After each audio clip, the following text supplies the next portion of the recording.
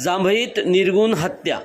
Gym trainer Sandeep Patil यांचा लोखंडी पाईपने निर्घृण खून, आरोपी फरार. नमस्कार, चांग भलं न्यूजमध्ये आपले स्वागत.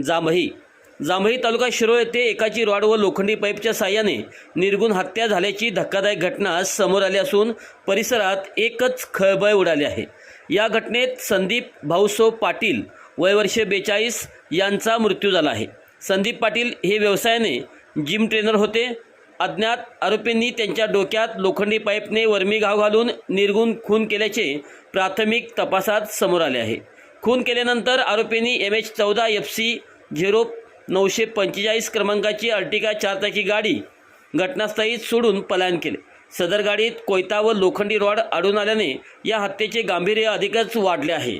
ही घटना बुधवार दिनांक 28 जानेवारी 2026 रोजी रात्री सुमारे 8:45च्या सुमारास कुर्डेमळ्यात जांभळी जयसिंगपूर रोड परिसरात घडले असल्याचे चित्र आहे.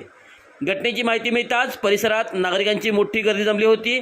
खुनामागील कारण अद्याप अस्पष्ट असून संपूर्ण परिसरात भीतीचे वातावरण पसरले आहे.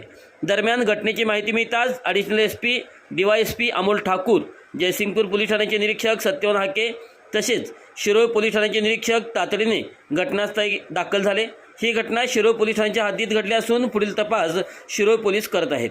आरोपींचा शोध घेण्यासाठी विशेष पथके कार्यान्वित करण्यात आली असून लवकरच आरोपींना अटक होण्याची शक्यता पोलिसांनी व्यक्त केली आहे.